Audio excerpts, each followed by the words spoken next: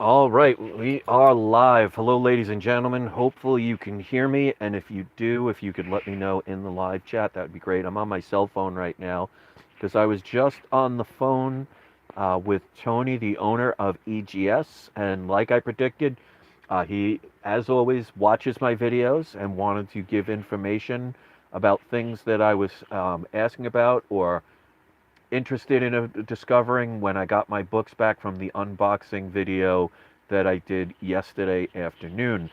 If you haven't seen that video, you might want to watch that first so you can get greater context. If anybody in the live chat can let me know you can hear me, please just mention it in the live chat. But we do have one viewer. Robert says, "Sup, Chris? Glad to get a follow up." There we go. Robert, welcome. Just quickly, Robert, can you hear me? Because I just want to make sure before I do a long video that people can actually hear me. Because I'm on my headset right now, so I don't know if you can hear me. Okay, so you can hear me. Thank you, Robert. I appreciate that. All right, so let's go over a couple of things. Again, if you don't know the context, you may want to watch the video I did yesterday. But these are the three books that were sent back from EGS. It's a grading company I just started doing business with. This is the second bunch of comics that I have gotten back from them. And there were a couple of situations which I'm actually glad that I did them, and sharing my opinions of things. And he gave some context as to why they did certain things, which makes sense. So let's get into those. So 8 people watching, so welcome. Jay Rucker is here. He also says he can hear me, so thank you. Yeah, I plugged in my headset and it's got a microphone. I wasn't sure. It's something new, and I usually don't do this on my cell phone. All right, so let's go over a couple of things. One of the things I talked about their labels, and these were just my own personal opinions. I was talking about, one, the font size, and two, the font color. Now, Tony, the owner of EGS, when we got off the phone, told me that this is only when it comes to custom labels. Because if you look at, this is one of their regular labels, because you can see this is a signed book. It has the yellow label. You can clearly see it's got the white background, and the 9.0 is easy to see. I was talking about this one because of the white in this one. It wasn't as clear. Like, to me, that's just like, you can almost say it's nitpicking in a way, but I want you to see something. If you notice, the font size here is smaller, and that was what I was talking about the other day, because older people like me may not have the 20/20 vision that you have. So I was just making a suggestion. But if you notice here on their other book, the font is easily read and it's a lot bigger. Well, I didn't think about this, and I'm glad that Tony brought this up to my attention. Notice there's a lot more information here as opposed to here. So, of course, this is going to be bigger font because there's more room to put things. But because there's so many different things that have to be on this one label, and the label is one size, you obviously have to make it smaller for it to fit. So that makes perfect sense, and I wanted to point that out. Now, could they at some point, he was telling me, their printers they use and the tools that they use to make the printout, he said this is as white as he can get with the current technology that he has available. Now, if you are a mom and pop business, let's just say you sell generic things, you would love to have the inventory of a Walmart. But unless you were born a billionaire's son or daughter, you probably don't have the money to have that. So it takes time for a business to grow. And like I said on the video yesterday, their old cases I did not like, but they've improved them. So as they get more and more time in the playing field and hopefully acquire more and more revenue, he's going to be putting it into the quality of the product. So, you can't drive a Ferrari if you have Hyundai money. Would you like to have a Ferrari? Sure. So other businesses that have been around for longer had more time to go through their growing pains and have the money to be able to get maybe the highest quality printer. A new business is not going to be able to do that. But rest assured, from my conversation with him, once they start making more and more revenue, they're going to put it into the business and things will improve. So that makes logical sense. So I like the fact that he's willing to talk to me. Now, this one in particular, this was the one that caused, I can't say concern, I would say the most misunderstanding. Now, from what they told me, stuff like this is an anomaly. This is an exception, not a rule, because of the fact I got this signed and sketched myself back in 1992. There was no such thing as a blank sketch variant back then. So this is just a backing board from one of the comics and had them sign it.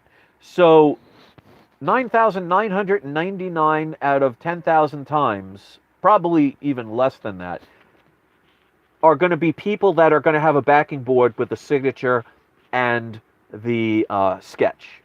Now, they said that unless it is witnessed, EGS cannot confirm artwork.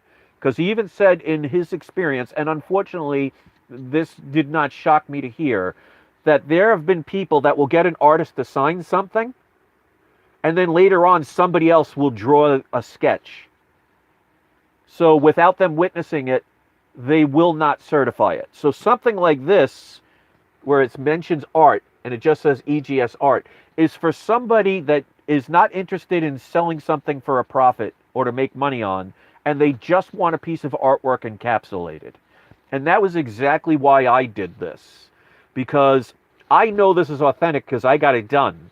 I've had this since I got it back in 1992, where it was in a regular bag and board, and I noticed it started to yellow a little bit, and it could have bent a little bit because I just put it in a regular, comic book box with all the other comics. And with it being that thin, it could have gotten damaged. So I wanted to get it sent in to be encapsulated. So if you are somebody that has an original piece of artwork, most of the time you're going to have it on like this, a sketch comic, where there's a blank sketch available. And that means the comic itself would be graded, and then they will verify the signature. And they said the sketches, unless a artist sends in the paperwork stating and proving that they indeed did the sketch, if they did not witness it, they cannot certify it. And if you think about it, that's actually very ethical, because, a signature can be verified because you could see a person that signs something, they have a pattern. But a quick sketch, that could technically be done by anybody. And of course, the same could be said with the signature. So if somebody is doing something where they're verifying it, not witnessing it, there's always a case where somebody could be so good at forgery that even a professional may not know the difference. And I'll give you a prime example of that. Obviously, years later, they admitted that Mickey Mantle rarely ever signed any of the requests for people that sent in baseball cards or baseballs for him to sign. He actually had a person to sign for him that was an expert on Mickey Mantle's signature. So even a professional, if they had a signed Mickey Mantle ball that they did not see get signed, would assume that because it matches Mickey Mantle's signature, that it was authentic. So that's why I could see why a company like, for example, like CGC will only do witness. Because when you are viewing something that has not been witnessed, you cannot take away from the fact, even if it's a minute chance, that something could technically be a forgery. Because these days, there are people who will make money dishonestly. And that's why I try and instill to people, like my channel, I do live auctions on occasion. And I make money on them. But I don't have to steal from people. I don't have to mislead people to do it. There are some people that think that the only way to make money is to be doing something that's unethical. So I can understand why EGS is saying, and again, this is a rarity because, like I said, nowadays, if you're going to get a sketch, you're most likely going to be getting it on a comic book like this. that is a blank sketch variant. Back in the 90s, if you're around my age, there was no such thing as a blank sketch variant, so you didn't have that as an option. So that's why you'll see back in the days of Bob Kane, for example, somebody putting a piece of artwork on a napkin. Because if you saw the artist in a restaurant or a diner or out in the street, you just handed them something that you had handy. So a person today is not going to have somebody, an artist like Todd McFarlane, draw on a napkin, although they could. And what EGS is saying is, if they did not witness it, and the artist is not willing to produce proof that they did it, they will not certify a sketch. And like I said, probably 999,999 people out of 1 million will be sending in a book that has a sketch and a signature, not a backing board or a napkin or a card. So this is more the exception than the rule. So I appreciate that. Now, because I got this done myself, I was there when it happened, I know this is real. But all you can do is take my word for it because you weren't there. And that's where somebody that wanted to be dishonest can come in and take advantage of that.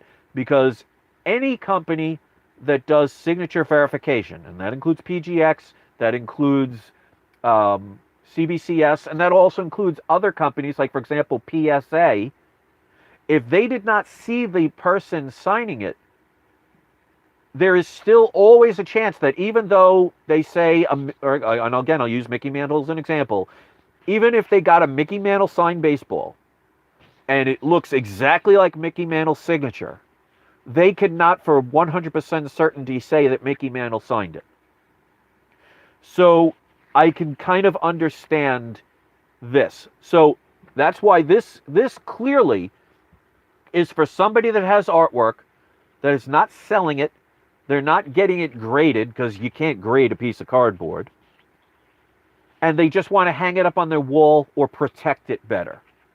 So if you have a piece of artwork that has been unverified and you want to make money off of it, then EGS would not be the place for you to get it verified. Now, keep in mind, if I was to send this, let's say I drew this. Let's say I studied Art Thibbert's art style, and I drew this, and it looks a spitting image of Art Thibbert. And I send it into PSA to get verified. And they look at it, and they say, okay, this has the characteristics, the pen strokes and pressures, and the signature verifies as Art Thibbert's, and they approve it as authentic, does not mean that they are 100% guaranteed to say there is no doubt that this is authentic. So keep that in mind with any company that will verify any kind of signature that has not been witnessed. And that is why I can understand why CGC only does witnessed. Because if you witness it, then you are guaranteed. But I'll give you a little a little secret. I was friends with a comic book store owner when I lived in New York. I went in there all the time. We weren't friends. We didn't go out and hang out. But we were friendly, and he knew who I was. And they had a signing there. Now, I don't remember which one it was, because they did a couple of different signings. But the person signing the books were in the back of the comic book store by themselves. The owner of the store was in the front by the cash register. And yet, CGC allowed it to have the yellow signature verified label, even though nobody from CGC was there watching the artist sign the book. So keep that in mind, that I got yellow labeled books from CGC. Now, they were genuine because the artist was there and they were in the comic store and the owner hired them to be there, so they knew they were there. But there was no CGC representative watching the signatures happen. So technically, somebody could have gone to that store who could do the signature like that artist or writer, bring it to the front of the store, and it could potentially get a yellow witness label. So it all boils down to ethics and being honorable. I know this is 100% legit. Nobody else can say that. Now, you could trust my word or you could not trust my word. That doesn't change the fact of what I know, but if you understand that if I was to sell this on eBay, for example, or on one of my live auctions, somebody is going to base the purchase or not purchasing it based on whether they believe me or not. Because they will never be able to verify my story to be true or false. So I appreciate EGS's honesty with this, because they could easily just say, yeah, we'll verify everything. Just send us your business. We want your money. But instead, they decided we'd take the more ethical route and say, if you send us a piece of artwork like this, which again is the exception, not the rule, because nobody these days is signing a backing board. They said they will encapsulate it. They will mention what it is. But on the back of the slab in the certificate of authenticity, they wrote no certification. So it has to either be witnessed, or the artist, or the writer or inker, whoever, has to send in documentation saying, yes, I did sketch this book and here's documents proving it. But that would also depend on the artist that would do it. I think newer artists would do that because they want their name out there. I don't see somebody like, for example, Todd McFarlane or Rob Liefeld taking time out of their day to send any notification about a signature. They could care less. So that's something that would probably be a rare thing, and it would be based on who the artist is or who the writer is. Do you really think Stan Lee would have had the time? Obviously, he can't now because he's deceased, and that would be one incredibly expensive postage stamp, because distance would cause a higher cost.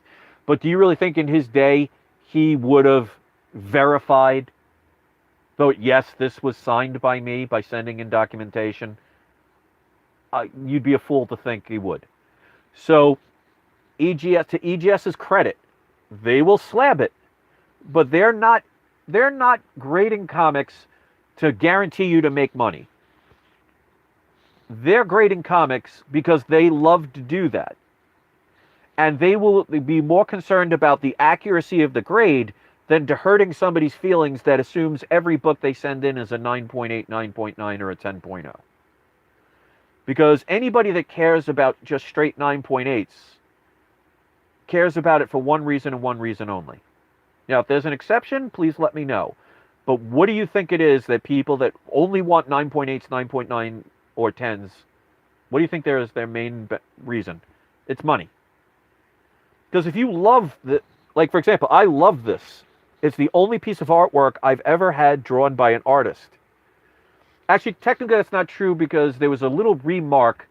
No, actually it wasn't even a sketch, because Nelson, an artist back in the 90s who drew the Ghost Rider, he actually took his time to write his name, and it was like thicker and a very detailed, but he didn't do a piece of artwork. So this is the only artwork I've ever had.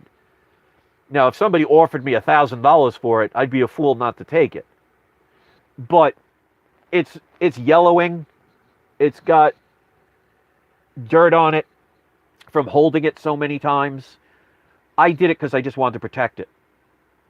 So if you are a person that has a sketch where you don't care about the grade and you just want to protect it, then EGS would be a great place to send it to. If you want something like this verified and graded, they are not going to do it unless it's A, witnessed by them, or the artist or the writer or the inker sends in certification that they indeed did the thing that is being claimed. And to me, that's more ethics than monetary gain, because obviously they'll lose money from people. So I appreciate that. So I wanted to go over these things. The reason that the font's smaller here is because of the fact that it has more information than the other EGS book that you can clearly see has a much more larger and readable font. Because there's less information here, you could make it wider. Now, I asked him about, well, what if they remove this sticker and put it in the back? He said he's tried that before and people complained about it. And he says because it says EGS Signature Series, he thought it was important for a signed book to have that on the front of the label. I cannot argue with that. And you know, in the internet, no matter what you talk about, there will always be somebody who doesn't like what you do, or doesn't like what you say, or doesn't like what you think. So even if you did a complete 180 and thought their way, now you'll just get other people that won't like stuff. So it's like the old saying goes, you could please some of the people all the time and all of the people some of the time, but you cannot, satisfy all of the people all of the time. So again, when I said about this label, how it was harder to see, I assumed that this was a normal thing. But because I've only worked with them twice, I have to get to know the company more. And you see on their regular label, it has clearly got the white background with a very readable font, which made it very easy to see. So stuff like this only happens when there is a custom label. So every time I get the 2 books sent back from EGS, they will send one with a custom label and one with a regular label, so people can see the option. Now, I've made it clearly stated that, in my opinion, I don't like any custom labels. I cannot see why, even with CGC, that somebody would spend $5 to get a sticker of Wolverine, which makes less room for any information to be placed. It's more of just window dressings to me. It doesn't increase or make the book that much more valuable. Because if I had 2 9.8s of the same book, one had the custom label and one didn't have the custom label, I wouldn't care which one I got, because it means nothing to me. So this custom label is not a shot at EGS. It's just my own personal preference. But the reason I want them to send me custom labels is not for me, because if I was a customer, a paying customer, I would never order this. That doesn't mean it's bad. It just means I don't want to do that for me. But because this is about promoting their business, I want potential customers of theirs to see the different options so they know that they're there. So knowing the fact that I don't like any custom labels, that's why you see my PGX books and my CGC and my CBCS books, none of them have custom labels. And if they do, it's because I bought it off of somebody on eBay, but I don't think I even own one. So the fact that I'm getting this shows that even though I don't like it, I'm doing it so you guys and girls can see them. And if you say, hey, I like the fact that they match the custom label with the design of the comic, and you see it as an option. But because I've only worked with them twice now, that is not the norm. This is. That is clearly easier to see, and that's the regular label. But because this was a custom label, this is a different design because it goes with the pattern. Now, could they do this with that? Sure. But that's me just nitpicking. That's the best word to describe. Now, the last thing I want to talk about is, as you can see here, I always write with PGX and now EGS. I write down the books that I sent in, the month I sent them, so this way I can keep in order, what I paid for them, what I thought the grades were. Now, the first one, obviously I got because that was the first one.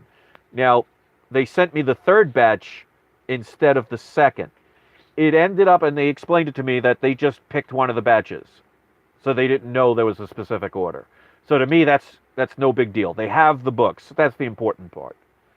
So if you are ordering from them, once they receive your books, you're getting an email that says, hi, we received your comics. He basically said, and I hope he changes this, but he says anybody he makes deals with to do stuff like this, because I'm not the only one that does it. I don't know who else does it, but I know there are others that do that. He said it's just their policy to just never notify the people that their books have arrived. I think they should tell everybody, but that part will have nothing to do with a customer. Gary says Todd probably would, incredibly friendly and humble. Um, Maybe now, but that was not my experience when I met him back in the 90s. As people get older, they either turn very cranky or they turn very kind. But I think honestly, because Todd McFarlane is just so busy, he probably even the fact even if he was nice about it, he probably wouldn't have time to send information out. So it's not really a knock on Tom, but it's also my experience with him back in the 90s. He was not a nice person. He was extremely arrogant and very standoffish. And that could be just maybe he had a bad day that day. Because I only saw him that one time, and after that experience, I would have never gone to get anything signed by him ever again. But I do hear in his later years, he's a lot nicer. But trust me, anybody in the 90s that saw him, put in the comments section whether you agree or disagree. Now, again, it could be personal experience. Now, I wasn't rude to him. I'll tell you exactly what happened. Todd McFarlane back in 92, which is the same place that I got this signed, was there to do signed books. And you had to get, it was only one signature per. And when you walked into the New York Comic Con, they'd give you a little band that you brought that, gave it to Todd McFarlane, and he would sign your book. So I did that. I got my Amazing Spider-Man 300 signed by Todd McFarlane, no problem. Now, when I walked off the line, somebody approached me and said, do you want my signature band? Because I don't have anything of his to get signed, and I don't want his signature. So I thought, cool. Some stranger approached me and said, I have a band that I'm not going to use. Do you want it?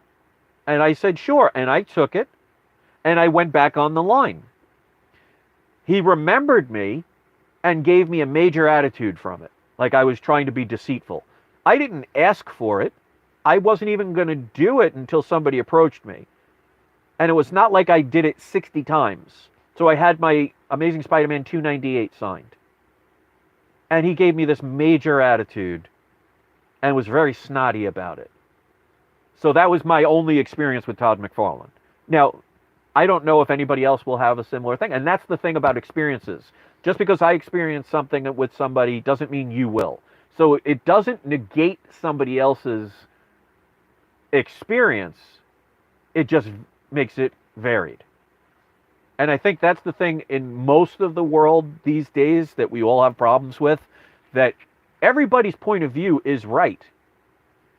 Just because you didn't experience the same thing somebody else did does not invalidate their experience. So I can guarantee, Gary, you've probably had some pleasant experiences with Todd, and that's awesome. But each person's going to have a difference in their situations. And like I said, Todd McFarlane could have had a bad day that day. Who knows? I mean, to me, in the end, it's not the end of the world, regardless of how it happened. So anyway, thank you for that comment. And I hope this helps people from the video I did yesterday. If you haven't watched it, please do. And again, I want to give a shout out to EGS, Tony at EGS, who I guarantee is watching this video because he watches all of my videos, to allow me to have the freedom to share my opinions. Now, you notice if you watch the video, I don't bash, I don't make assumptions, because even when I was talking about right here where it says no certification, I made it clear on that video yesterday, and you could watch it to see, that I wasn't saying, oh, this is what it means, bad, bad, bad. I said, if this is what this means, then I could see how this concern could arise. And he clarified the situation. And the same thing with the fonts. I wasn't aware of why until it was pointed out. And that is what communication is all about. And that is why I like companies like EGS and PGX, because they actually, the owners will take the time to talk with me, not just through a generic email. I have their phone numbers and they have my phone number. And they will pick up the phone, or if they're busy, they will call me back within a day, if not that day, and have an hour-long plus discussion because they love what they do. And if more companies, not just in the comic book community, but more companies out there actually cared about their customers than the bottom line of making money, we as a consumer would be much happier people. Because, I mean, just look at the Hollywood industry right now, putting out these movies that people actually have to defend. If you have to defend something, there's usually a reason for it. If nothing's being attacked, then you don't need a defense. So if people were nothing more than peaceful, there would be no reason for attack if people just, do you, so to speak. And companies care more about their bottom line than the quality. They care about quantity over quantity. And you can't blame them. Businesses want to make money, but it's how you make business. Because I'll tell you right now, CGC, there is no way, and I would say the same with CBCS, they get probably 10 to 20 times more books on a daily basis than probably PGX and EGS combined.